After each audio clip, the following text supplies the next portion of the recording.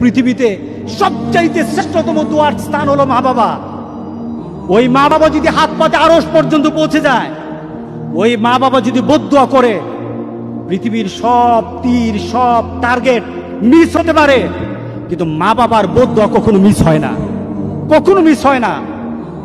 আর সন্তান মা বাবার জন্য যখন দোয়া করে, পৃথিবীর কোন হুজুর, পৃথিবীর কোন বুজুর্গ ব্যক্তির দোয়া কবুলের ব্যাপারে সন্দেহ থাকতে পারে, কিন্তু সন্তান যখন মা বাবার জন্য দোয়া করে, এই দোয়া আল্লাহ ফেলে দেয় না। সুবহানাল্লাহ। কারণ মা বাবার এই দোয়াটা শিখিয়ে দিয়েছেন স্বয়ং আল্লাহ সুবহানাহু ওয়া তাআলা, রব্বির হামহুমা কামা রব্বায়ানি সাগীরা। আপনি কবরে থাকবেন, আপনি প্রত্যেক নামাজে আপনার সন্তান দোয়া করবে আপনার জন্য, রব্বির হামহুমা কামা রব্বায়ানি সাগীরা। পড়েন, মা বাবার জন্য দোয়া করেন প্রতি নামাজে বলেন মা বাবার জন্য, রব্বির হামহুমা কামা রব্বায়ানি সাগীরা। আপনি দোয়া করেন, দেখবেন আপনার দোয়ার কারণে আপনার সন্তান আপনার জন্য দোয়া করছে। আপনাকে আল্লাহ যেন এমন সুযোগ করে দেয়, এমন কুলাঙ্গার সন্তান যেন আমাদের সন্তানগুলো আল্লাহ না বানায়। সবাই বলেন আল্লাহুম্মা আমিন।